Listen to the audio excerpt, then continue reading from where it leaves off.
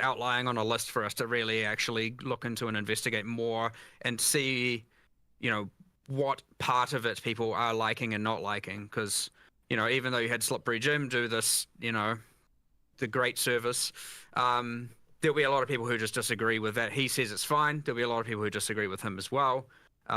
So yeah, we just need to look into this a bit more honestly to get a better conclusion. But personally speaking, I don't think it's a problem currently. But I might change my mind as well upon reading all of this and looking into it more. So we'll see how it goes. So a follow-up. I don't know if you. Okay. Oh, sorry, I didn't mean to cut you off. You can continue. No, you go for it. Sure. So a follow-up to this is okay. So the state of Magic Find is a question. Specifically, do you have a belief on how you believe it's influenced the economy? I'm seeing a lot of comments sometimes when I'm live, people like Magic Find's the reason, inflation's the thing, etc. So what is your guys' belief in terms of how much Magic Find is actually making an impact in the current economy? Actually, there's another difference from PoE 1, actually, of course, is that Magic Find now increases the tiers of currency you find. Yes.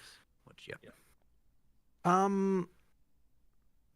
I don't honestly think that we have an informed enough opinion on this topic, actually, to be fair. I don't think it's been our primary concern this week because of the fact that there's other things that we think, we really wanted to make sure that the actual play experience is prioritized as the main thing. That's the kind of, our focus right now. Which, I mean, obviously this affects it, but it's kind of something where it's a slightly longer term concern. So it's something we need to definitely investigate more. But yeah, it was really that map playability and making sure that, because when people are dying to things that they think are bullshit and stuff like that, that's kind of something that we were more concerned about. So that's, I would say we need to definitely do more. We need to form an opinion about this before we can say more about it, I think. How about I phrase a question like this then? In PoE 1, item quantity was removed, which affected currency. In PoE 2, you now bake that into Yeah, I see what you mean. Yep, that's a very good point. What is the reasoning for reintroducing quantity that you made a decision to remove in PoE 1? I don't think that we looked at that as reintroducing quantity, but you are correct that it does increase the quantity. Well, okay, it's not that it increases the quantity of currency; it increases the type, the tier of the currency you get, which you would look at that as quantity because you don't care about whatever transmutes are dropping. You only care about the higher ones, and so as far as you're concerned, that is quantity. So I would say we just didn't really look at that as quantity, but you're not wrong about that, right? That is true. Well, it's certainly going to be a problem if it is perceived as that having enough rarity is the only way to thus have enough currency to say roll your maps effectively and also have enough to spend on gear and whatnot. That's certainly a problem. In which case some adjustments probably likely do need to be made. But again, we're just speculating now. We need to look into this a heck of a lot more in order to get an actual informed decision there. That's fair. I do have one last follow-up on it, and it's a discussion we had 4 or 5 years ago with Chris Wilson, and the topic was actually about currency drop as well. And the comment was that the numbers were fine on GGG's side. The numbers looks fine. It is accurate. You are dropping more currency than ever. But the numbers didn't matter when the perception in the community is the direct opposite. So how do you think about tackling that specific conversation when the perception is completely opposite to what's seemingly the reality of things, right? So are you saying that the community perception is that currency doesn't drop enough? It's the perception is that rarity is a mandatory stat. Oh, sure. Well, absolutely, right? If the community feels that way, we should absolutely look into it and do more about it, right? But bear in mind that, I sort of often say, when the community has a problem, this is an invitation for us to understand the problem and then for us to address it in the way we want to address it. And that way isn't necessarily exactly what the community is saying, but it's just effectively I do want to keep doing things until the community is no longer unhappy about it. But that may not necessarily look exactly like in the form that they're expecting, if you know what I mean. So yeah, we have to look more into this. That's absolutely the case, right? And we can tell that because of the fact that people are unhappy. So yeah, we will look into more into it. So speaking of unhappy, we're going to get into state of melee / maces is the next portion of the questions here. So let's talk about warrior and maces. What are your guys' feelings currently on the state of maces? How do you want mace skills in particular to function in Path of Exile 2? Obviously, they're very long cast times. Movement of mobs can be very quick. You can get stunned, interrupted. on the tree as well, there's many nodes that literally reduce like attack speed in order to gain other things. So more or less, Warrior's in a position where a lot of the people feel like it's clunky, too slow for the current in-game play loop, or Warrior feels like maybe the first class designed when the vision of PoE 2 was fairly slow. So what is your guys' response as to the state of mace skills, and where would you like to take it? Well, a first question I would have for you is, do you think it's a problem during campaign or only in endgame? I would say it is more specifically a problem in an exponential ramping as you continue the game until you hit a point where there's pinnacle bosses, and then you can kind of one-shot pinnacle bosses with some of the setups currently. So there's a mid portion of the middle to later in-game in which it feels like a problem, specifically because you have things like volatiles that actually track you, and if you stay in position, you're heavily punished. So it seems counterintuitive to the design of some of the mobs. I do think that there is a problem in game here. I'm not exactly sure what we need to do about it yet, though. I'm glad to hear you say that it's an in-game issue and not a campaign issue, because I have to say that my experience playing Warrior through campaign is actually that it's fine. But I did hear a bunch of people talking about that as if that was not fine, and I think that it is. Like, I think, or at least I can't reproduce the issue during campaign if that's the case. So really, it is more of an in-game issue, and I don't know that I've got a solution for you right now. But we do need to, like, once again, it's one of those more subtle things that we need to look into, and I suspect that the big balance patch will be looking at that a lot more. There is something about the Warrior that doesn't scale in the same way that some of the other classes do, I believe. But that we sort of need to understand what the other classes end up looking like as well a little bit to understand that as well. I don't know if you've got any more different opinions about that. Well, I mean, the attack speed is a big part of it, right? You obviously have, that is a multiplicative axis that every other cast speed or attack speed is a multiplicative axis every other, or I guess comet trigger speed, that every other class is getting, and the Warrior has a deficiency in that. And even if you were to get it, yes, obviously there's the fixed attack times which don't scale. It's probably a combination of those are too punishing, or there's too much of them, and there's not enough attack speed available. It'll be somewhere in that region for sure where we have to make some adjustments, and it probably won't even be that drastic to get it to feel right. And of course, like, it is easy to compare it to, especially, I know you said more like late mid to mid end game thing, but like when you look at the like top end, it's very easy to compare it to the absolute insanity that is, like, Pillar of the Cage God with Hoa and all of that, which is just ridiculous right now. It's very easy to compare it to that and be like, well, Warrior will never be viable. But there are also a lot of quite good end game Warriors that are certainly being played, and I don't want to certainly make it seem like it's completely useless. And I mean people using maces, not just people who are doing it for the ascendancies. Karn's a notable example. He's like level 99 in SSF, but he's having to use the Herald of Ice tech, which is very highly speculative to be nerfed, right, in order to make it feel good. So while I would agree there's people that are doing it, I would also argue there are people that are doing it as a masochist in order to be like, I'm a Warrior guy, I'm going to do it regardless.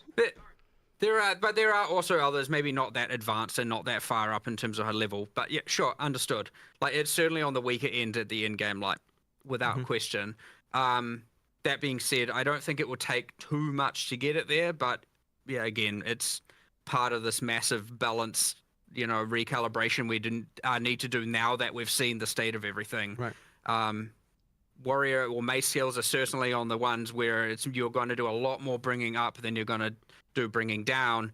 Aside from things like the Hammer of the Gods, just in one shot with bleed and then the boss is dead and you don't do anything, right? You get those anomalies out there where it's like, yeah, they're going to die in one shot no matter what. Things like that aren't going to be buffed necessarily, but fair enough. There is more to buff in the mace spectrum than there is in most of the other things, I'd say, yes. So that answers the offensive spectrum for the Warrior. Now let's talk about the defensive. And one of the things in the reveal video was armor, for instance, is getting fixed or buffed, I should say, and we'll talk about that in a moment. I wouldn't.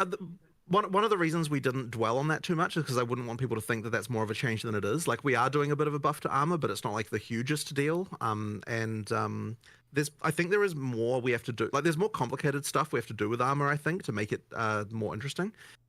But there's a lot of arguments about this. One, because it is like, yeah, I'll just say that. There's a lot of arguments about like how exactly this should be addressed. One concern that we have, which is probably totally out of left field as far as what the players would say, is that we don't think that there's enough of a difference between the big hit and the small hit there's a number in the formula that is different in PoE 1 than it is in PoE 2. That results in the armor being the difference between a small hit and a big hit in PoE 2 and PoE 1. It matters more in PoE 1.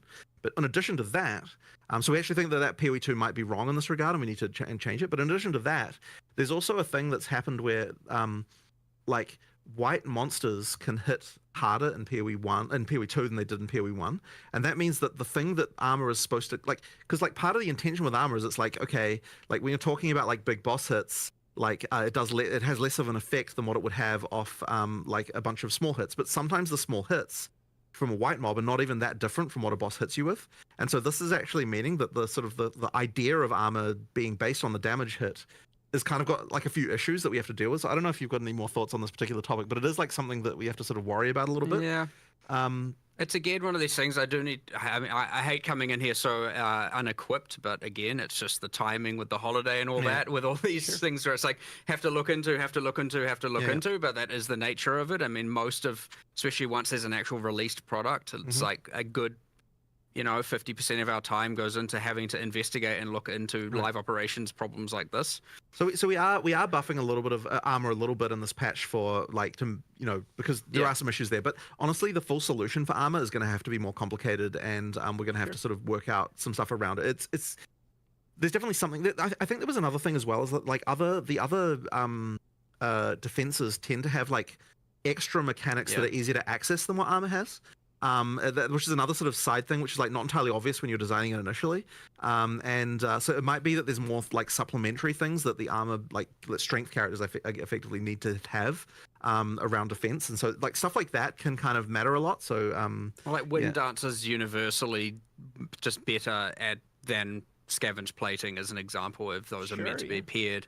One is just like you have it, and the other is I have to armor break, and then on bosses it's much harder to sustain. So we've made changes there, of course.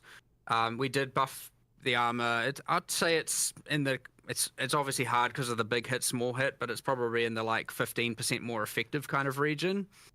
Our changes in 011. And then a lot of it is also like, okay, if you consider that evasion also applies to damage mitigation from Invoker. You got a lot of things going on with acrobatics, which turns evasion into arguably, I mean, sure, it penalizes your evasion, but like it then kind of gives you almost as much PDR against certain hits as a lot of armor, and then you have a lot of very, very strong defensive, with Grim Feast and Energy Shield, and so like. It's not only armor is weak, it's also that evasion and energy shield have some extreme strongs that are going on. Not to say, these are all going to be nerfed. I'm just saying there's some meeting in the middle that we need to do for sure. So they give you a feeling from, like, I played Warrior 90 first. That was the first thing I did, and I would enjoy Warrior as an archetype the most. Would you say it's a fair statement to say the Warrior and mace skills and, sort of that side of the tree in particular is in a state where it has the worst of all of them? So it has the worst of the defenses and armor, it has the worst effective HP in terms of life, and it has basically the worst offensive capabilities as well. So you could see why I'm feedbacking so hard in relation to this archetype. Man, that's a brutal savaging, but I suppose I can't necessarily disagree with any of those with any of those assessments. Fair enough. We can move on to the next topic then, unless you have other statements on it. Oh, what do they have? You have shields. Yeah. You are right that it effectively falls in that way. Yeah. Let's just sure. Yep. Okay. So moving forward here, we have charms. So I saw that there were some notable changes in relation to charms. I thought it was a great change to be able to see when they're actually being activated, as well as the charms that are there as well. So some clarity things in relation to charm. I don't know if I saw whether or not charms in particular are actually getting tweaked in terms of number side of things, or if it was just some transparency related to charms. But how do you guys feel about? We're not tweaking numbers in this patch. However, there's definitely something not right about charms as far as like the usefulness goes and all that sort of stuff. Like we need to do something. I don't think we've decided what it is yet, but it's clear to us at this point. Like, so charms came in like super late, and I just don't think they're quite like working out as well as I'd hoped. Like they just need something else, but we don't quite know what that will be yet. But we did want to at least make, like, one of the issues they did have is like you couldn't even tell when they helped you. So that certainly wasn't helping the case for them. So we can at least fix that. But there probably does need to be more stuff done with them, I think.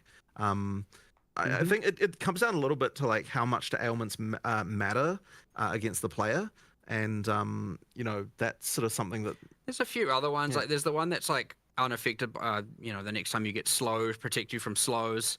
And honestly, a lot of the debuffs applied by monsters haven't been correctly classified as slows, and so it doesn't even work against them. And like there's a little bit of things like that where I wasn't it's aware like, of that one.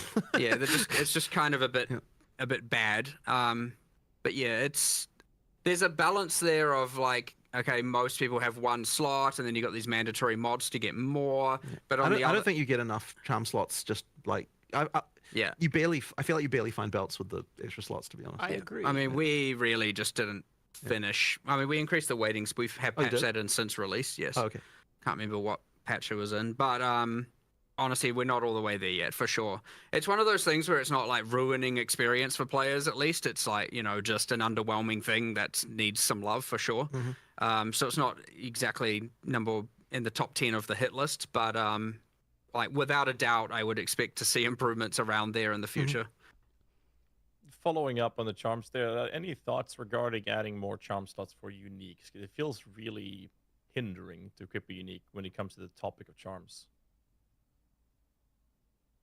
So this is the whole like, if you have a unique belt, you only have one always. Yeah, you know, that's not a bad idea.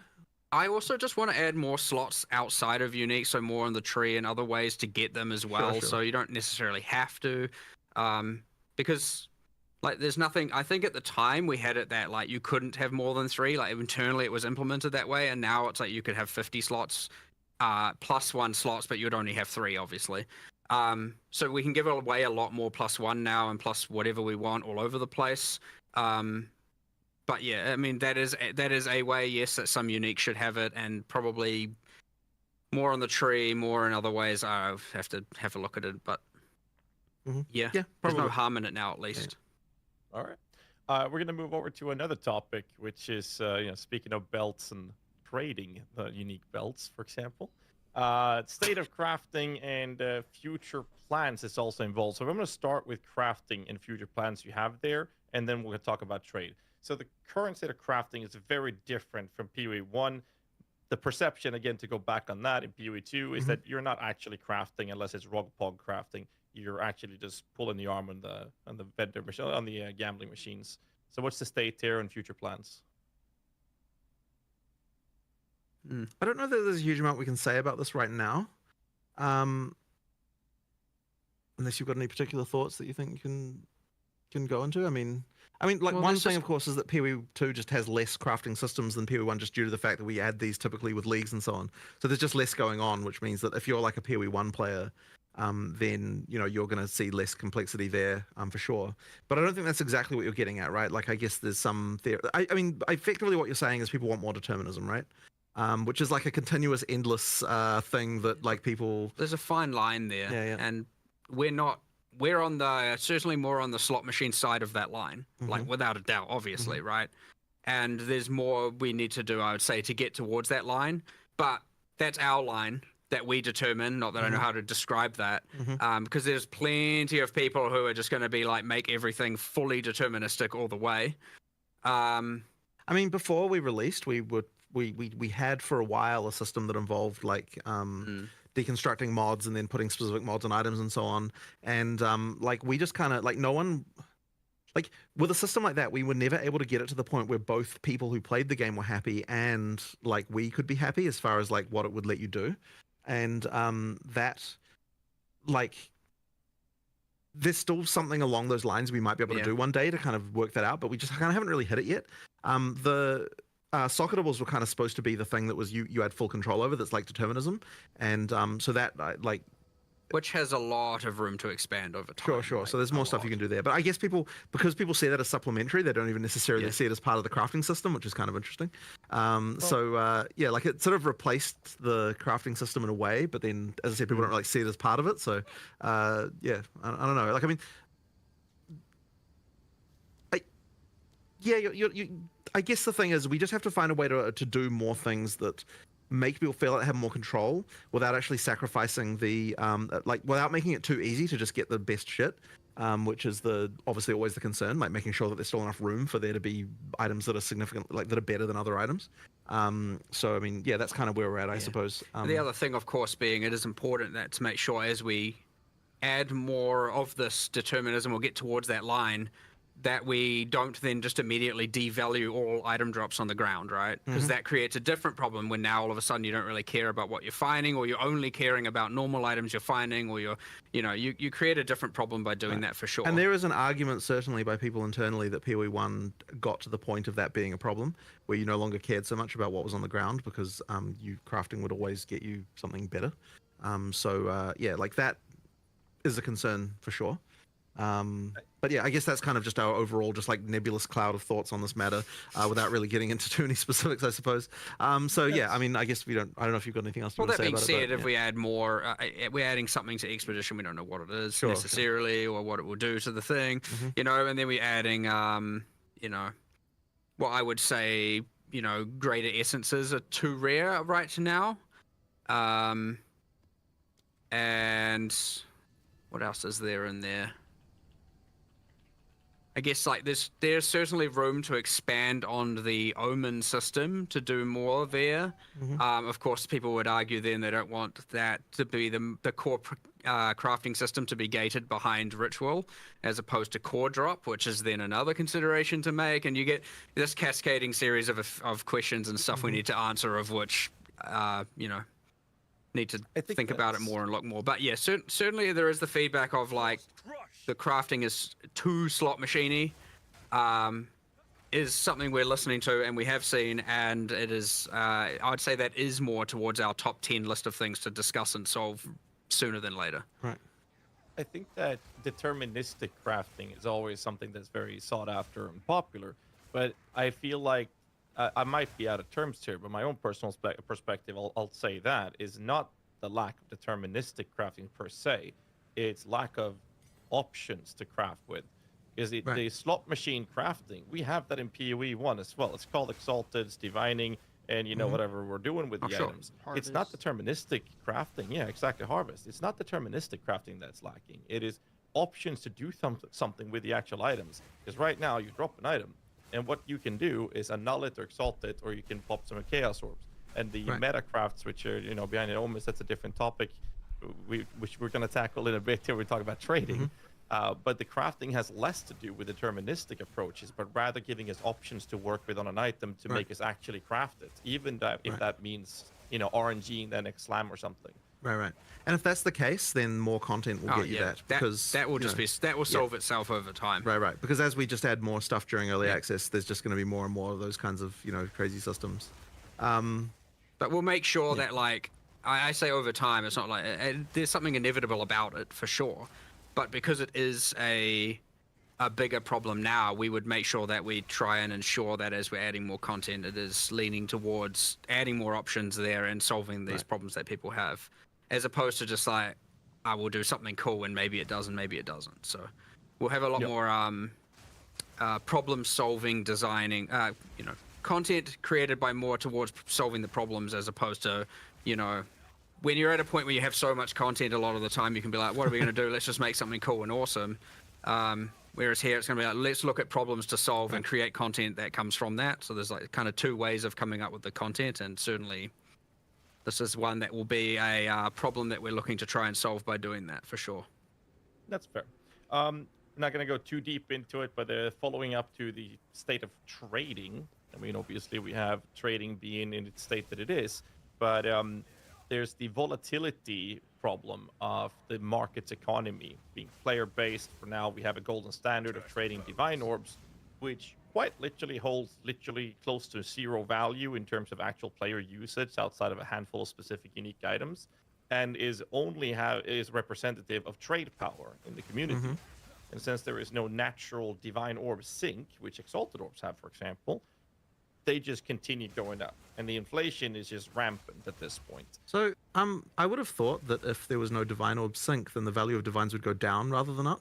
Like, presumably, if the value of divines is going up in other currency, then it's the other currency that there's too much of rather than the divines. Yeah, so what I'm saying is, like, they become the golden standard, and since no one's using them, we get a higher quantity of them. And the result of it is that now, since that is the item people are using, or the currency people are pricing their items off, they're now, one rare, one life pair of boots with 10% movement speed now cost 50 divines. If I'm going to use some exaggerated examples. Okay, so you're talking about the price in divines is going up as the opposed to the value price of a divine is the going value up. of a divine is going The up. Okay, item value, yeah. sure. Well, I mean, there's nothing I can kind of initially go into with this other than just that, like, yeah, we just have to look at this and work out what we're going to use to sync these things more. The intention with divines is that you'd sync them into making, like, if there's enough, like, things where you want to reroll mod values on, which, like, is uniques ideally. Like, the implication of that is that there aren't the uniques that people are wanting to roll to get good values on, right? I mean, I'm assuming that's the reason. Some not enough. Yeah. Well, I Maybe mean, there's not enough? we don't have enough unique items. For sure. We don't. We need a lot more. We which do, is, we is do. another goal we have, of course. But I mean, so yes, there's not enough uniques, let alone enough uniques to be using divine orbs for, an And of course, the entire thing in player PoE1 base. where things were priced and that currency can help, but we don't have anything quite like that, I suppose. I mean, look, if that's a problem, we'll just like find a way to sync them, I suppose. But ideally, ideally, if everything's working correctly, they'd be syncing themselves due to the fact that there's enough things you want to reroll values on, and like uniques that you want to reroll values on. I'm actually curious to know whether people are even really bothering with that. Like, are people actually bothering to reroll unique values? I guess some, but not Right, many. right, not You many. would- You Yeah, won't fair know, enough. well, yeah, not many. Astramentus. Yeah. Those are like the two main ones, I think. Like, no one's gonna pop Right. a divine orb on Avengers Gamble, so it's like that's literally gambling.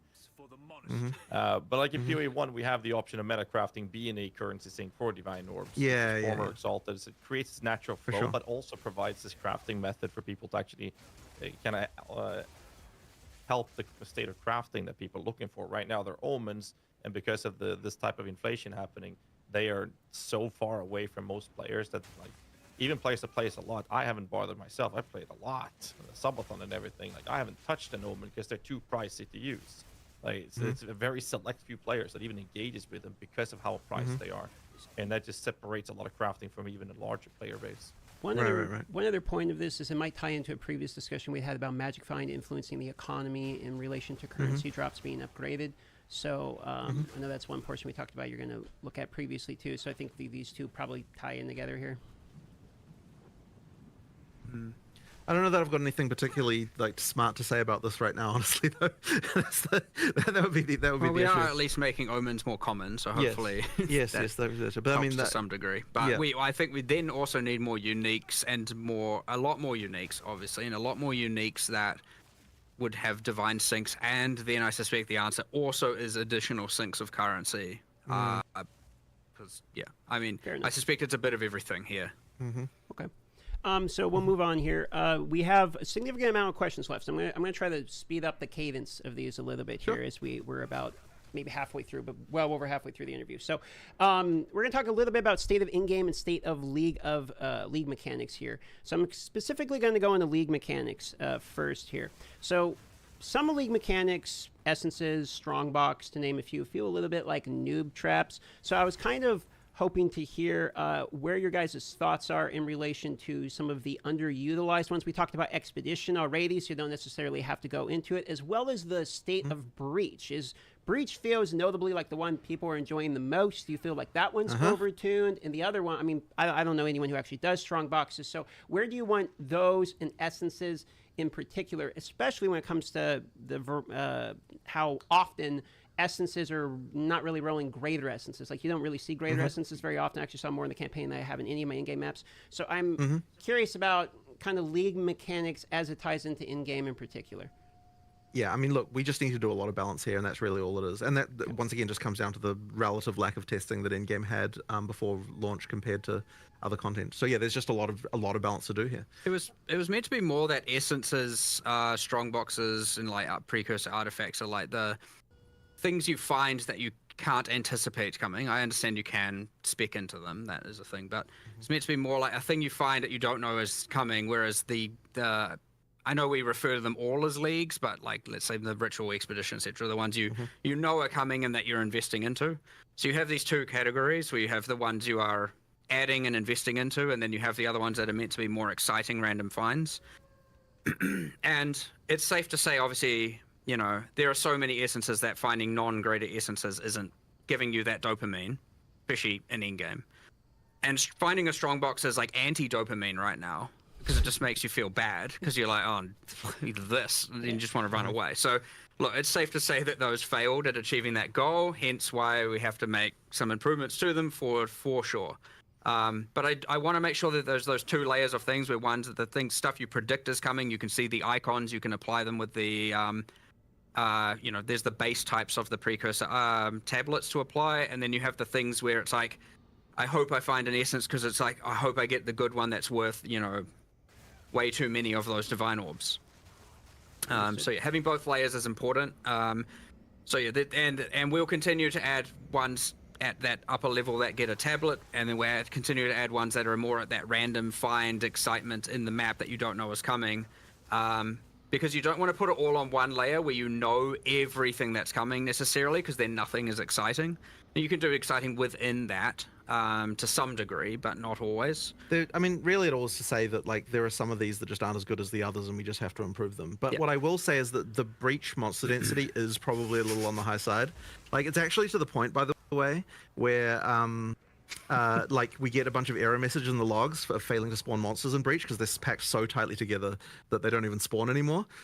So there's actually like there's an issue there that we have to do something like about. Hundreds. Yeah. Like So actual hundreds of error logs of just like cannot fail to place monster due to lack of space. Yeah. So yeah, like that there was a joke if we could release breach monster reduce breach monster density by 20% and the players wouldn't even see it because it would just result in less error messages for us. So, you know, like there are actually some stuff that needs to be sorted out there. But we don't want like what I don't want is people to feel like, oh, we're just like nerfing that into the ground or something like that. We definitely don't want to do that. But some of the other league mechanics just need some addressing to make them as better. And yeah, they just need to be better. And yeah, it'll all just come down to us like experiencing them and seeing if they suck, we'll improve them. And like right now, I know that Strongbox has got the most improvement in this patch, and I know Essence has got like at least some adjustment to make them a little bit less crap. And there's probably a few more adjustments we'll make more from about there. the combat than the itemization. That's something we still need to look into. Right. So there's just stuff like we just need to improve all that stuff until it's good, right? Simple as that, really. Fair enough. How do you guys feel about the progression of players entering into mapping, going from map tier 1 to you're doing tier 16s, and then into pinnacle bossing? How do you feel like the pacing in there? They give you, one reason I bring it up is in PoE 1, we have like the quest invite version of boss fights that will happen at different iterations, so you probably know where I'm going with this. So we're not really happy with how that is right now. Like we're not happy with how the quest, the quests that effectively we give you are just like do X many of tier Y maps. And honestly, like we can do a lot better.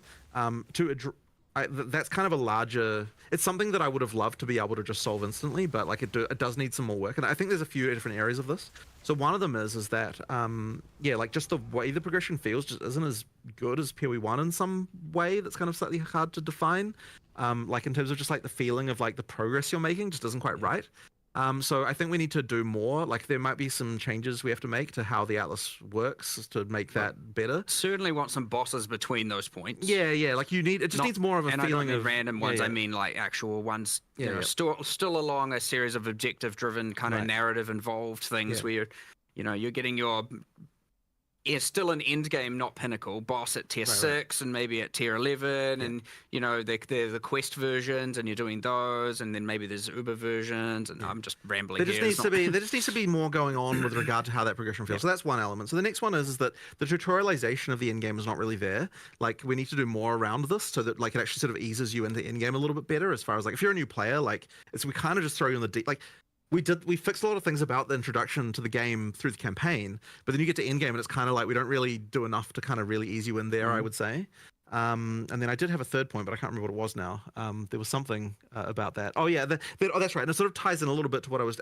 This kind of was covered a little bit with what Mark was saying just a second ago. But like the way that you progress through the tiers, like you can go through the tiers too quickly and then you kind of get left behind with like what rewards you should be getting, and like in order for us to fix that we kind of need to make each tier more meaningful with regard to what you have to do there and what's going on. And so there'll probably just be more there at endgame just to kind of make it feel like more of a progression and more of a and that can include more storyline elements and more things like that. There just needs to be more basically just there to make that progression feel better. The game does take a bit of a turn suddenly when you get to endgame of like it doesn't really feel like it really does feel very different For sure. from campaign to end game. And yeah, as I said, it's just a matter of sort of easing that transition, making that a little bit better and smoothing out that more for sure. I want to hone into 2 points here. Because you talk about it feels like a different game, sort of a different sense of progression, at least, as you go from campaign into action. This is a question we're going to ask later, but it seems a good time to ask it now.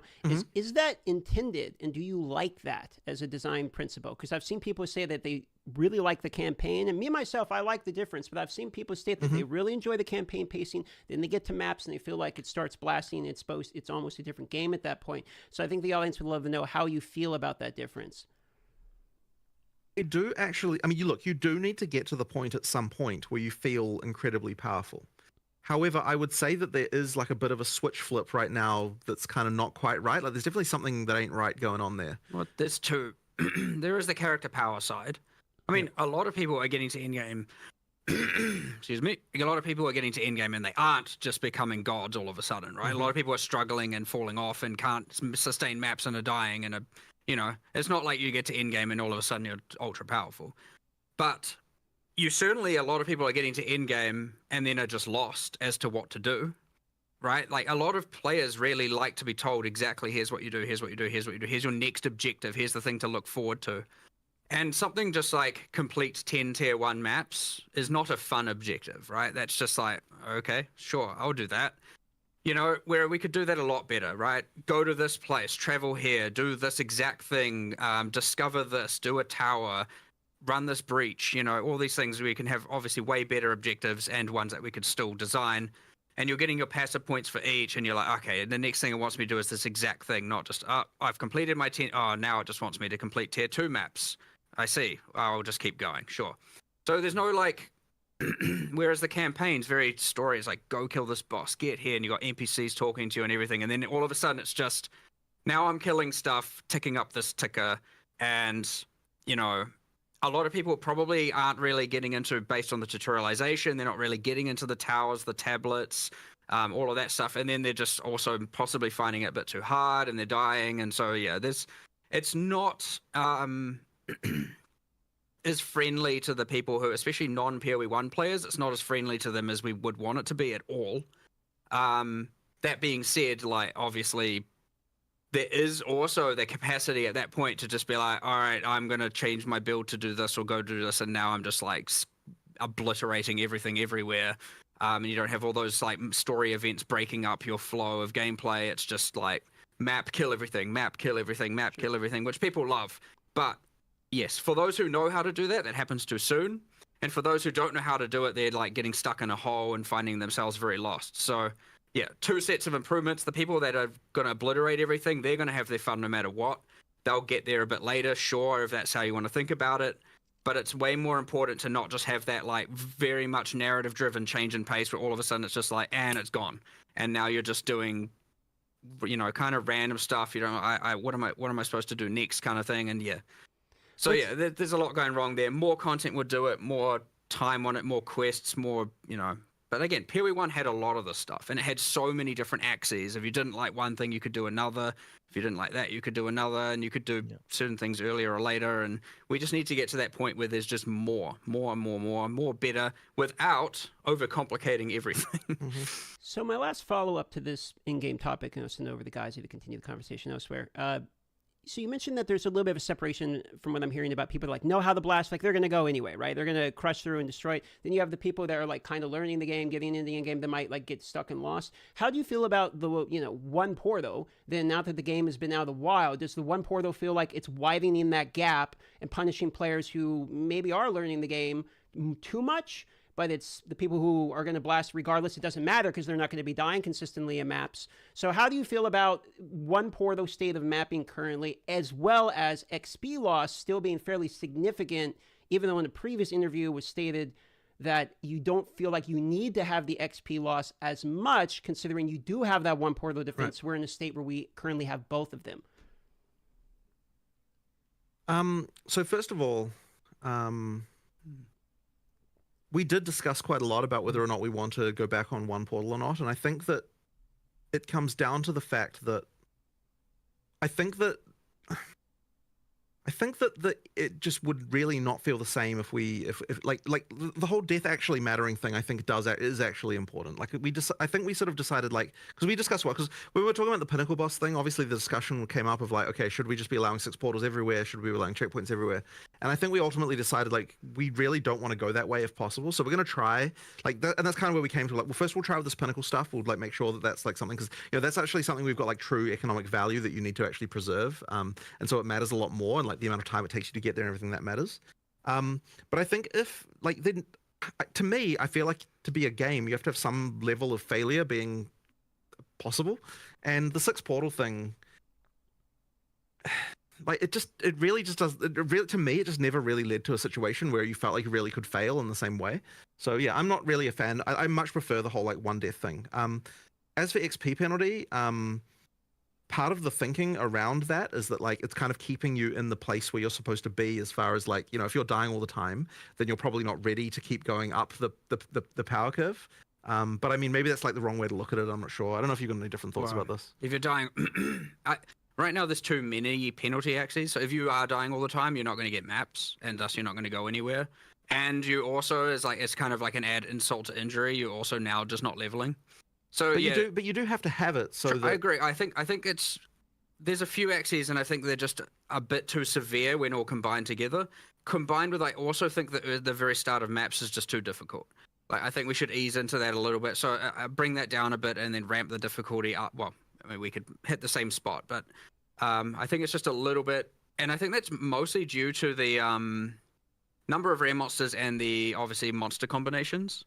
Because you can kind of avoid bosses, and like I don't mind. I think that's a little bit of a different situation, but you get all these monsters you haven't seen in ages, and they all combine together, and so you have to kind of like generally when you go into those areas, you learn what the monsters are doing and how they're combining, and then you maybe die once or twice if you're not ultra powerful, and then you get into maps and you're immediately sprung on like heaps of different monster permutations, and they're doing things, and you're getting killed all the time, and there's a lot to learn. You do the next map, and you're like, well, I can't take the learnings of that previous map and apply it to this next map because it's a whole different set of monsters.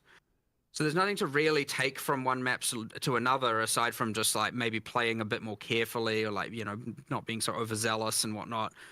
So it's just a little bit difficult there, and I suspect we need to bring down the difficulty a little bit and ease people into it a bit more. But I need to think about it certainly a lot more and actually get a little bit more analytics on it as well, and actually see what the actual problems are. And again, I read a lot more feedback, honestly. Sure. It would be nice if there was a way to deal with the fact that, so I mean, like, okay, the penalty for not clearing a map,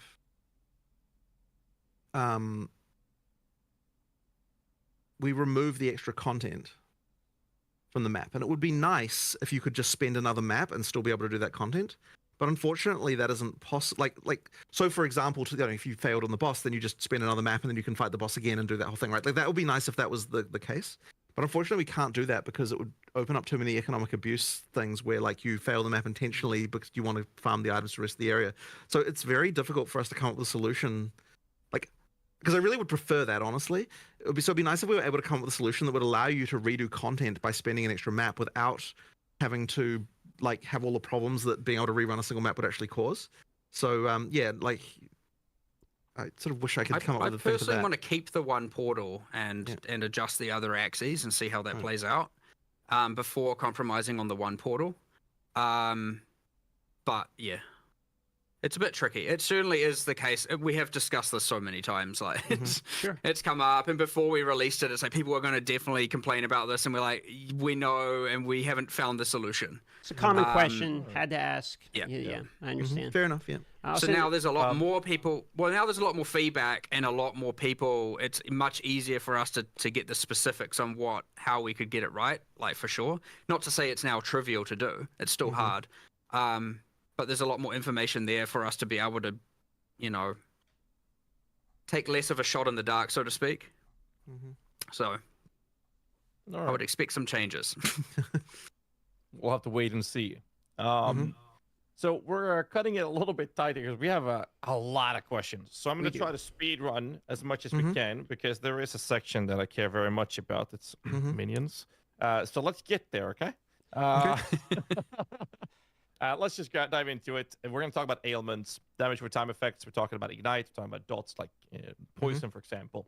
So the question is, what's your feelings around it on a hit, as it scales on hit, opposed to its dot scaling, which we have a bit different scaling in PoE1, because now it's based off the actual hit you're doing, which was taken away from PoE1. So what's the reasoning behind this, and what's your thoughts on it? Now that one. Well, I can't remember the history of PoE1 too much, but I understand the difference. I mean, I personally prefer that the heavier the hit, the more the dot. The issue we run into is, of course, then you just get... It's either balanced around the extremely hard heavy hitters, and everything else can't really scale them currently. And then you get into the thing, or you go down the PoE1 route where it's a bunch of skills have ailment penalties and a bunch of them don't, and that more normalizes it so you can play any skill to do the dots. I would say I prefer the asymmetry where it's like, here are the skills that are generally better. The problem is, I'd say that's, you know, again, I mentioned the bleed Hammer of the Gods thing earlier, where it's just now the bleed one-shots the monster, and, you know, you get into that kind of situation. So there's a whole bunch of balance here to get right, but I don't want it to just be like, well, implicitly, I don't want it to be like you can play any build and bleed. You should have to have some combinations, and there's more mechanics and more things we need to add, or more unique items and all of that stuff. Specifically, It's tricky because, generally speaking, when we're doing first pass balance things, I really like to avoid... I like the bumpiness where we've got like different skills being better at different things. And I really don't like it when we end up in a situation like, for example, in you know, you've got the whole like damage effectiveness on spells in PoE1, and it's like, this is a thing you do to solve a balance problem. Like, this is unrelated to ailments, but like I'm saying, it's just another example of one of those things where you like, oh, I've got this problem where these skills are sort of all out of line with each other, and so we have to do this like sledgehammer to it. We're like, okay, we're gonna go and we're gonna normalize everything, and I kind of hate that type of thing, and I really try to avoid it wherever we can. And it's kind of one of those annoying things where, as games get like, as you do more and more of this balance stuff, you kind of end up with more of these kind of normalization procedures that go on. And so it's nice if we can find ways to avoid it if we can. And that's kind of why I like to try and pitch everything. Like we started with in PoE2 with a lot of things having like going back on a lot of those sort of normalization procedures we did from PoE1. And ideally we would be able to find different solutions that don't involve having to do that. You know, yeah, it's one of those things that I worry we might still having to do some of that stuff in order to fix problems. But ideally we can avoid it, and that's kind of why we went back on some of those normalization procedures for PoE2. So one point, just real quick here about bleeding in particular, because you're talking about bleeding. Since you can't bleed on energy shield, bleeding style element builds are basically disabled against energy shield types of mobs. So feelings on that? Is that something that's just like, well, that's as intended? Can't bleed on energy shield. If you're running like unless you're breaking the energy shield, your hit's not going to apply bleed on energy shield, for instance. I thought that I don't think that's even true. I thought that the thing with bleed was it's supposed to bypass energy shield. It does, but you can only apply a bleed if the hit deals damage to the life pool. So if you're playing CI, you're essentially immune to poison, care, and bleed. I will take your word for that, but if that is how that works, it was not how that is meant to work. Yeah, I only say this because yesterday I heard someone upstairs talking about this and going like, people are just wrong. You can apply bleed to energy shield. Look. And then I was like, okay, but I'll confirm that after this. And look, if that is how that works, that is like, bleed was actually supposed to be like an anti-mage mechanic, not a like, you know, like as in like you can bleed someone past their energy shield. So well, like that was kind of the idea there. So and I'm wrong, then Quinn has thrown me under the bus because I asked that question from him. So. Well, again, we could easily be wrong. Like, it's amazing how... It also could be that it has been changed internally and not yet externally. That is another thing also. And, like, someone may have fixed this 2 weeks ago and we never got it live or something. Who knows? Like, I'll look into it. It's not meant to work that way. All right. Moving forward here, we are on elements. And now we are into ascendancy swapping is the next topic here. So these are kind of going back to conversations we've had previously in interviews where you guys were debating it and you wanted to see after the launch of the game, where do we stand?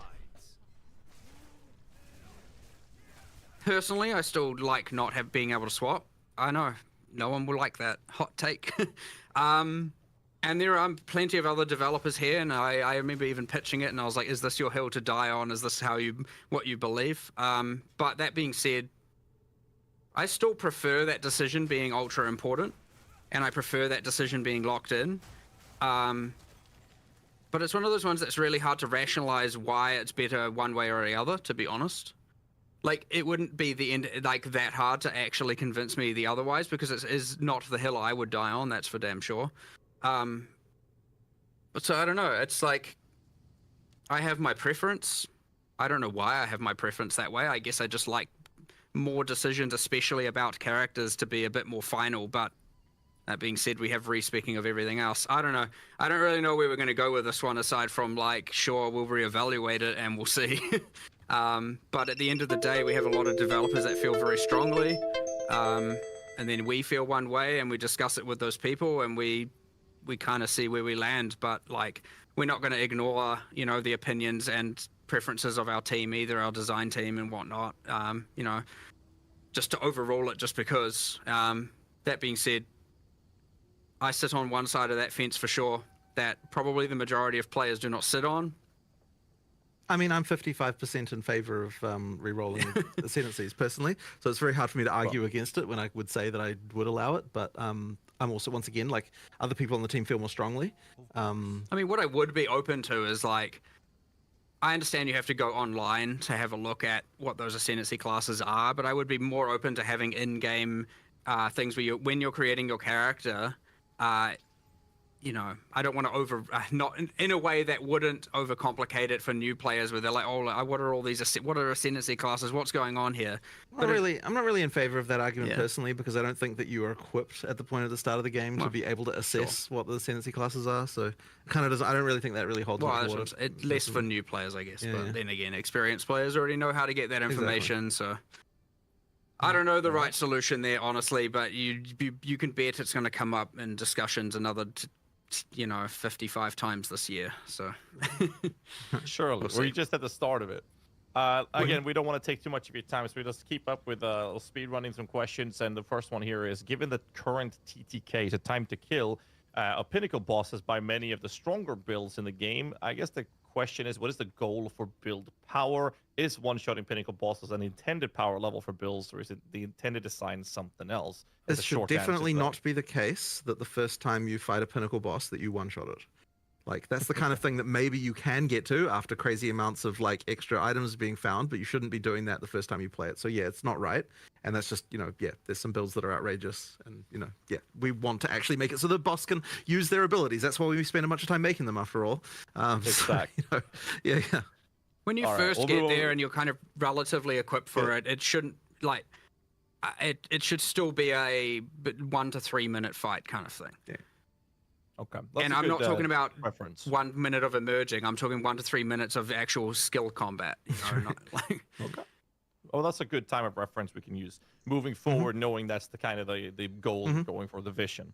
Next question is: given the difficulty of requirements to get the 7th and 8th ascendancy points, is this intended to be something that not all average players can acquire? We definitely wanted the final ascendancy points to be something that was like a significant goal. Like, this is an awesome, like it's supposed to be quite a thing when you get the last 2 points. Yeah. I mean, as for an average player versus not, that's kind of hard to answer. I mean, I don't know if the average player gets halfway through maps really. So it sort of depends on the definition, but we wanted it to be a big thing that you get. So map clear conditions, talking about that for a moment. Clearing rare mobs are effectively like the only real map clear condition at the moment. Is that the plans to continue that going forward, or is this sort of one of many conditions and is a placeholder, or how do you guys feel about the map clear condition being strictly rare mob clearance? I suspect as we get to answering the exact same thing we talked about before with the more objective driven and learning and tutorialization, we'll probably expand on that.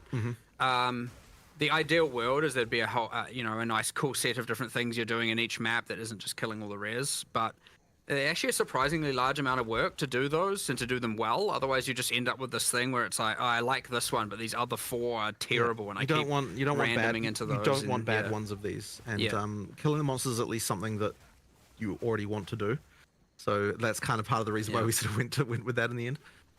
So there's certainly more work. Sorry, go. No, okay. So the Atlas tree, currently is gated basically behind Pinnacle boss progression. Kind of the same type of question as in clear conditions. Is this going to be mandated in the same moving forward, or are you guys looking to add in more iterations of progression on the Atlas tree outside the Pinnacle boss clear? We did discuss changing how the core of the Atlas progression is, but as for the actual Pinnacle, like as for the individual league trees, I think we were still keen to sort of have that be the kind of extra stuff that you really get at the end of that to get thing. the Pinnacle boss's tree, it should be killing the Pinnacle boss. We want to keep that for sure. Sure. And for each of the contents. But yeah, I want to upgrade the core Atlas tree for sure. I think it's quite boring and flat right now. There's not a lot going on there, and part of that is to do with as we add more content, it will make it more interesting. But there's certainly a better job we can do of that, and how you acquire the points. Again, getting away from that grind and getting into more like, all right, like do this 2 points, do this 2 points, do this 2 points, not grind this 2 points, grind this 2 points for the actual core tree. For the sub trees, for the leagues, yeah, I actually do like them being behind that, but ideally each league would then have its own meta system within it to amplify itself in some way, which we don't currently have a lot of. So it's something we'd be looking into in the future when we're upgrading the existing content as opposed to adding new content. All right. I bet all of our chats have been spamming this, so I'm just going to throw it out right away. Map tab when? That should be reasonably soon, shouldn't it? Yeah, it's an as soon as possible thing. We've got people working on it right now. As soon as it's done, you'll have it. Like, it was not a it'll be done soon. We wanted it there Done for soon. release. Perfect. Be done soon. Let's go to tech questions, optimizations, and bugs, kind of a little category we have, and then I'm going to do some mini questions for you guys as well. Appreciate you guys taking the time. I know we're going a little bit above the time here. First question we have is something you talked about in a previous interview, I believe, with the Cicerin. It was predictive network mode and lockstep. What is the reasoning behind this specific topic, or what's your take on it, seeing how people are performing right now with this? I actually haven't hugely investigated this, to be honest. I don't know if you've got any more information about that. I do not. Yeah. I mean, we just have lockstep right now. Oh, the predictive's just not. Yeah, Yeah, it's not we that. only have Yeah, lockstep okay, currently, right. yeah. Okay. Yeah. Okay. Well, yeah, we just need to fix that, right?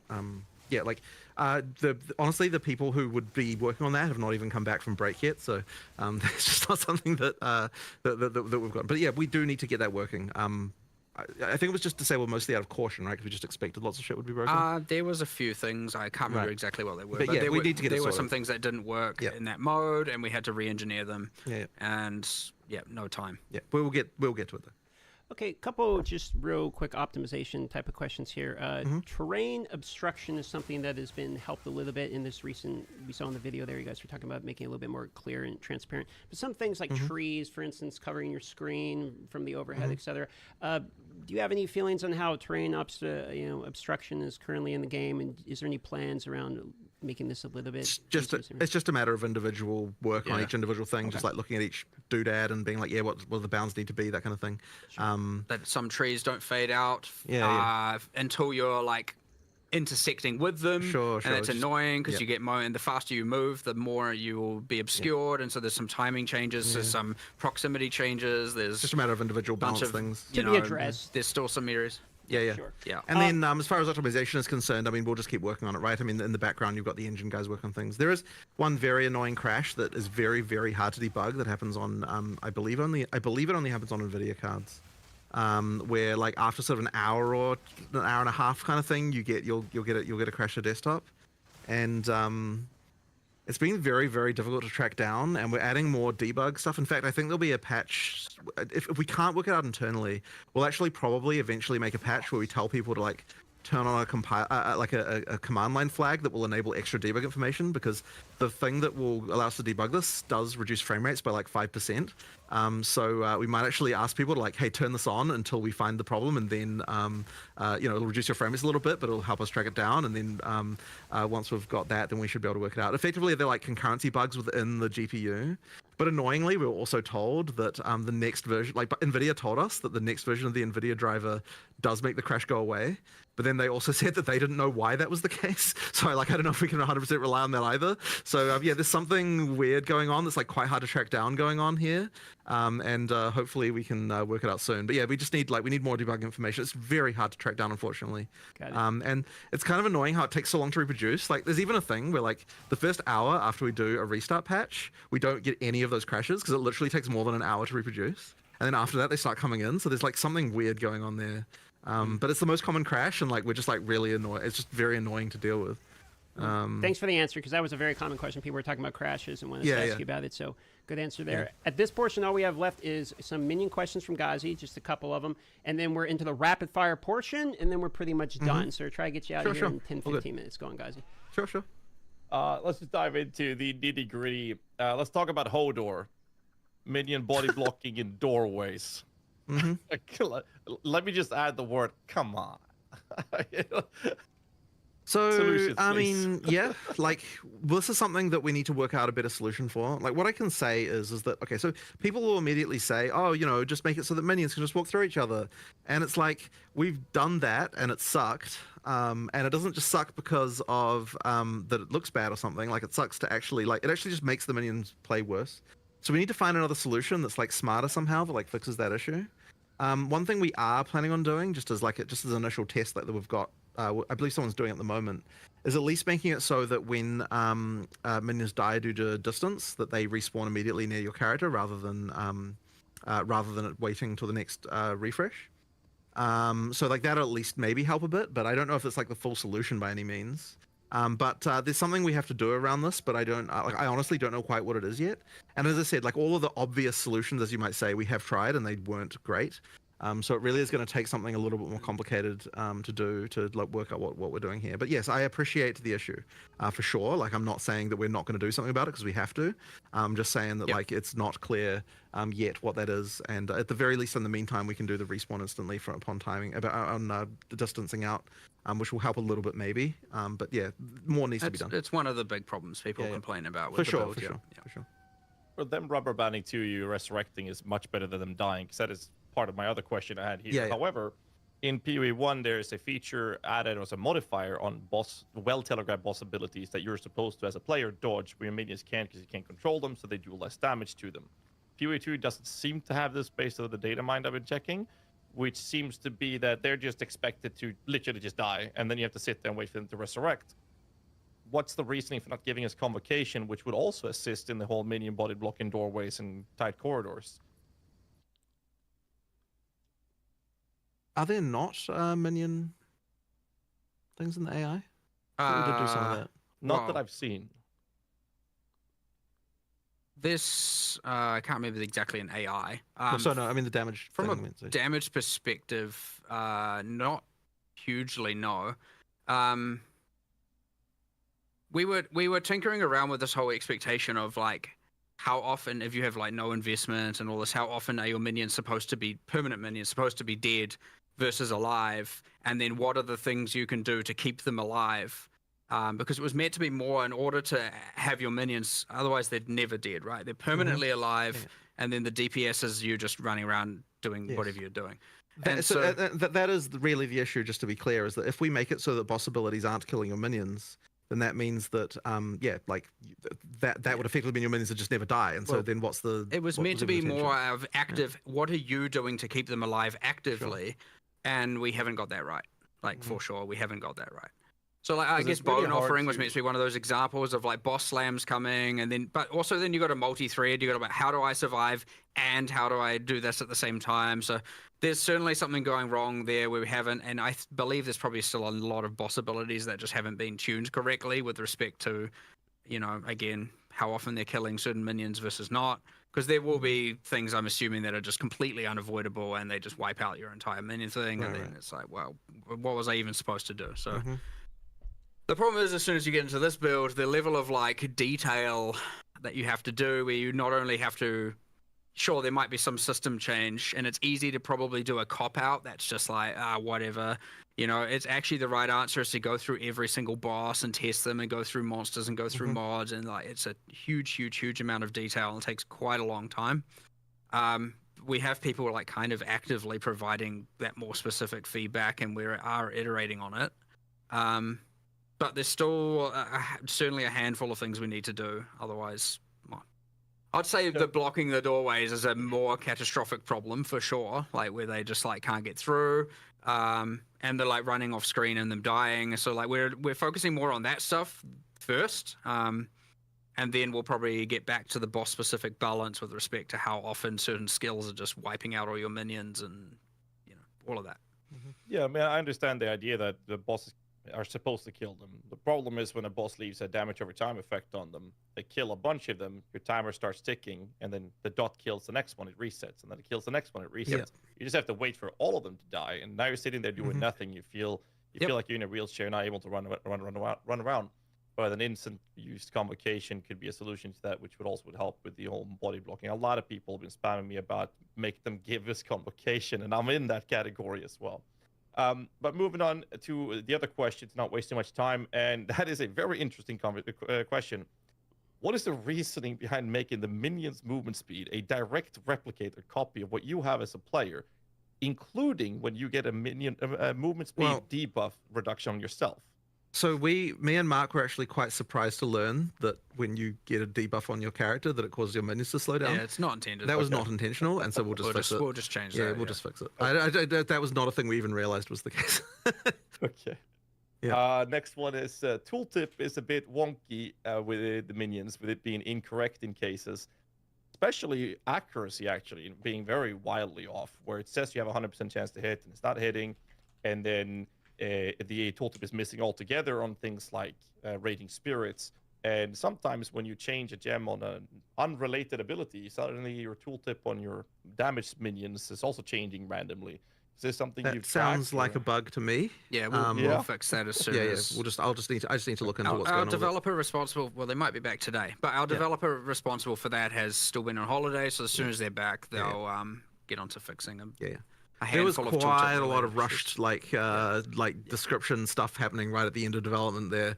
So I'm sure there's stuff, even more stuff that's wrong than that. Just like with that stuff. I'm surprised that tooltip stuff is as good as it is. Given, like, I remember 2 weeks before release, I was like, "This is a dead feature. Like, it may as well not exist." And then all of a sudden, it was at least something that I was like, "Okay, that's a pretty good effort on what they did." So, there's just more to do, though, of course. I got plenty more minion questions, but I'm just gonna go with the one that's been spammed the most, and that's Spectres when. So soon, fairly soon. It took more work than we expected actually. Like there was just a lot of there was a lot of specific shit we have to do, but it won't be. It's not too far away. Well, the designers have to go through, all the monster designers have to go through and make spectrable versions of every monster, which in PoE 1 was a lot easier, and in PoE 2, there is so much more manual designer-based scripting on like a monster-to-monster basis that we have to like take out all of that random stuff to do with dialogue and like, because you don't want to all of a sudden like have a specter come out and then you're like, it dies and your character says some random thing, and because all of a sudden now your character's just spamming random dialogue all the time, and like. But there was even stuff that's kind of stupid where it's like, oh, the idle animation of this monster is loud. And so if you've got it as a specter, then like it makes it too annoying, and like just there's all sorts of random stuff that happens when you turn things into a specter that's kind of not obvious. Effectively, every single monster has to be. Yes, of course. That's true. Well, we don't want to repeat those same problems, right? So ideally, the audio team actually gets time to do proper specter mastering, so to speak, on all their audio for all the monsters. But no, I believe the designers are almost done with their part, which means it's then just audio and then a whole metric, which has been happening in parallel, but a whole metric ton of balance testing to make sure that we're not just, which is a lot, by the way. There's a lot of stuff that can go wrong with these things. Well, balancing the spirit cost of each of these is going to be interesting. Testing it with every array of support gems.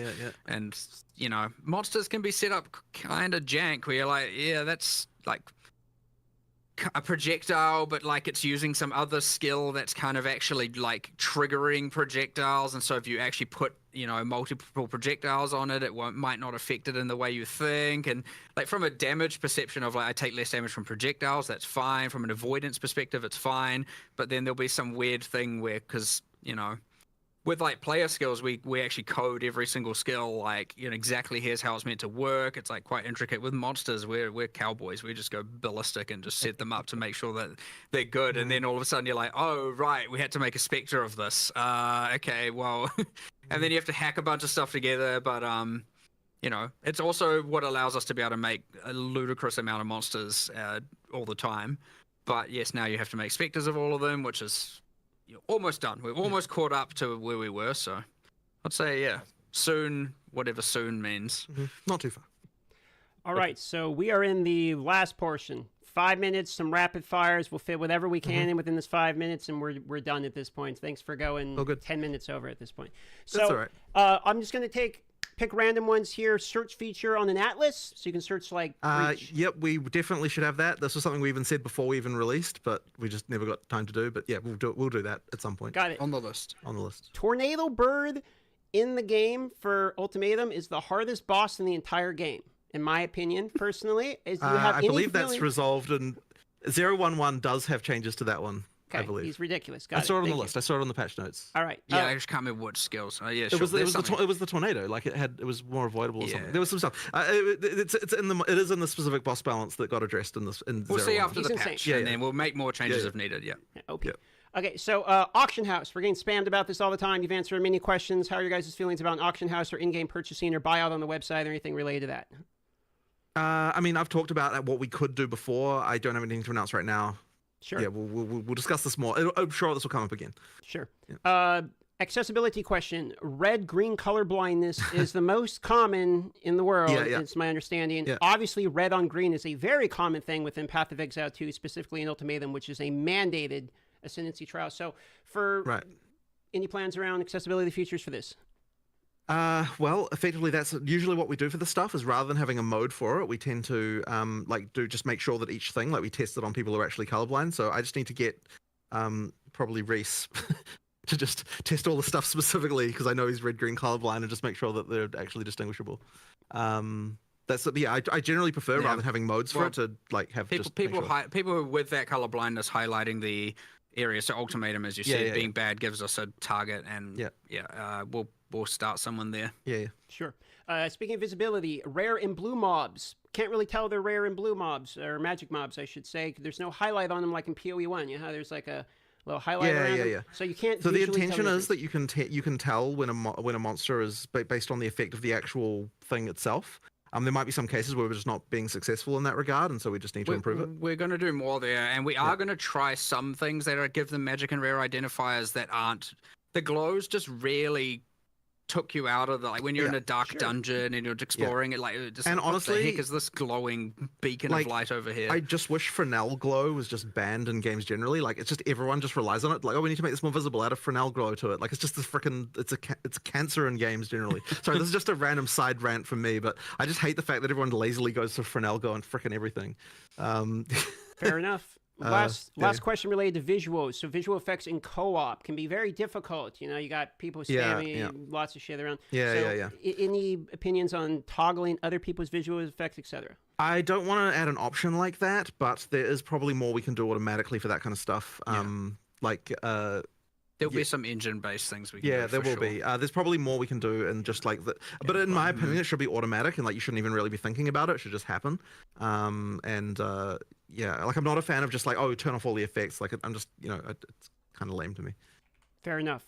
Disenchanting flasks for quality. They're one of the things you can't salvage in the game currently in order to get like the quality baubles back that you'll be able to do on flasks. Right. Is this intended? Is there really any reason why we shouldn't do that? I know you were like, oh, it's because it doesn't thematically fit with a hammer on a bench. Just smash the glass. I mean, I think that's why it is, but like, I have nothing against adding it. Yeah. We can probably change that, right? Like I think it was more like, let's do something interesting for flask salvaging and crafting later and save that, but we can add it for now. We should just add it. I have no problem adding it. Yeah. Okay. So we should probably nerf the drop rate of flask slightly. High levels. That's just a random note that I was thinking about yesterday as I was picking up tons of flasks. Random side note. But We've almost got all of them. Checkpoints and maps in order to backtrack in maps. How do you feel about that? So not for resurrecting purposes, just for fast travel purposes. It's not a terrible idea. I'd have to think a little bit about how we would position those. I'm not against it necessarily. I guess the feeling is that there's not so many like objectives in maps in the same way. When you do But they those kind of- linear maps yeah, and you yeah. missed a rare monster, Yeah, you yeah, want yeah. to No, that- you're right. go play something else for a while. You're right. You're right. But, so yeah, we should probably do something about this, but I don't have an exact understanding of what we'd need to do perfectly. Sure. Yeah. Yeah. On the table, however. Okay. Being able to see gems without cutting. Currently, like you got to cut the gem to look at the list of skills. I mean, I don't really have anything against it, but where the hell does the option go? I'll think about that. I'm not really against that. Yeah. Maybe on the G Yeah. button, top, click at all skills. opens Yeah, up the menu. maybe. Yeah, Something? maybe. Alright. Maybe. Gambler in the hideout. We have all the other vendors, but we don't have like a gambler in the hideout. For instance, like Alva The normally does reason this. for that, what was there was something very broken at the end, and we quickly turned it off. But I think we just need to fix one thing and then turn it back Yeah. on. There was something very bad exploitation tier, and so we were just like disable. It's like 10 minutes until deployment kind of thing. 4 We'll left, fix and it. we got through all of them. Okay, so Yeah. Venom Quest is currently the only one that you can't reselect the reward. So, for instance, you can reselect like the Titan Dome with the Life Flask or the Charm Duration. You can't select from like Chaos to Attributes or whatever. Any opinions on keeping that permanent, or can we reselect? I that want at to some add a way to change that, Yeah. which I know people might be like, hey, well, hold on, then why don't you want to allow a way to change the sentences? And the answer is, I don't know. That's just how I feel. But We'll allow you to change it. I might feel differently later. But yes, I do want to add a way to change that for sure. Okay, movement speed on boots. Any feelings about having them be implicit, or I mean, basically movement speed mandatory on boots, or else you're really slowed down. So, how you guys feel about moving movement speed to implicits, or do you have any feelings on movement speed on boots? I mean, I don't think it's necessarily a problem to have a mod that's really, really valuable on an item that you definitely want to go for. Like, boots are certainly the case where that's like the most extreme, but I don't necessarily think it's a problem as such. So, you know, like, I personally don't have a problem with it, but I don't know if you feel differently. I like it. Yeah. I like having it that like, yeah. I think it's good. Yeah, I mean, physical on a if weapon. you added move speed implicitly to boots, would you then be like, okay, well, like IPD on weapons, like you start to get into funny territory in some sense, right? We're like, you know, so anyway, that's kind of our feeling on it. Last two, UI customization options. Is that potential? I mean, you'd have to be more specific. I think people just want In to be able general, no. Like, Yeah. if you're looking at like, you know, Like we're not going to be World of Warcraft like Yeah. like UI mod type there, but yeah, like if there's something specific, then you're like, I wish we could do this. Then maybe we would think about it. It's just a question of Sure. what it More is. of a generic Yeah. question I was getting. Okay, Yeah, last yeah. one, boys. State of co-op and body blocking. Body blocking, you're you know, with co-op here. I think it's there's something not right about it. there's but something not right about it. I agree, but I do think you do need it to make things feel more physical. But there is something not right about it. But there shouldn't be, considering that players are actually. No, because you know what it is? It's because we changed really, really close to the end of development the size of the player instead of changing the size of all the monsters. And I think that probably results in like a situation. But yeah, but there's something not right about it. But I don't want to just completely remove it. We might end up with a solution where like the size of a player to other players is different than what the size is to other monsters or something like that in order to kind of like ease it. I suspect we'll do something along those lines. So yeah, I'll that is it. It wasn't really on my radar, I have to admit, but we should do something about this. Yes. And you'll forgive me for asking one last question that I'm curious about myself. In terms of microtransactions coming from PoE 1 to PoE 2, do we have any cadence or quantity or any information we can give them when we're going to be seeing more of our previous purchases? Well, the main thing is that by the time we go out of early access, we have to have all of them. As for the like rate at which they come through, I mean, look, we'll try and get as many as we can in the done in the near future. I honestly like. This is so the rigging team are like busy doing that, and I haven't paid enough attention to them. I need to go catch up with them and ask them, hey, how's that job going that I see you going on? It's probably it turned into more work than we initially anticipated for sure. There's like a whole bunch of effects that don't translate one to one, so there's a lot of departments that have to do a lot of work. They are tuning through it. That being said, like, you know, it was certainly more complicated before when we were in that last like several month or 3-4 month like kind of lead up to release, and it was kind of like, okay, we need to have all hands on deck getting certain game content done, and yeah, we generally prioritize gameplay over microtransactions when, especially in those kind of moments. And so now it's going to ease up a bit, and we can allocate some resources, a bit more resources there to get more of them ported across. But yeah, it did end up being a little bit more work than we actually anticipated. It's not just like a copy paste job and it's done. Some things have to be like kind of re-authored to actually work in one over the other. Mostly due to like lighting, I suppose. Really, is what is the big difference. Mm-hmm. Yeah. So I don't have an immediate cadence for you, but yeah, we should start getting them coming out, like rolling out relatively soon. All right, and I think that pretty much wraps it. I mean, we're getting spammed about Path of Exile 1's 3.26, but unless you want to talk about, bit of a long topic to get into at this point. Yeah. So I figured I'd just throw it out there, but that's it, guys. You want to wrap it up? All right, excellent. Let's just say thank you for coming. And, it always happens. We say 1.5 hour. Mm-hmm. It always goes above. We very much appreciate you guys' time. And sorry for going so long. But pleasure having you guys on. Hope you guys enjoyed it. And can't wait for the patch notes. And we'll see you guys very soon then. Awesome. Thank you very much. Thank you. See you later. I want to say thank you also. Appreciate the opportunity. Thanks for coming on the podcast. Sorry it was 20 minutes extra, but... No problem, we don't have a clock in here. You understand? You could have said it was the right amount of time, and we wouldn't know. Oh man, I missed my last. We don't know how long it's been. All right, thank you so much. All right, thank you. Okay.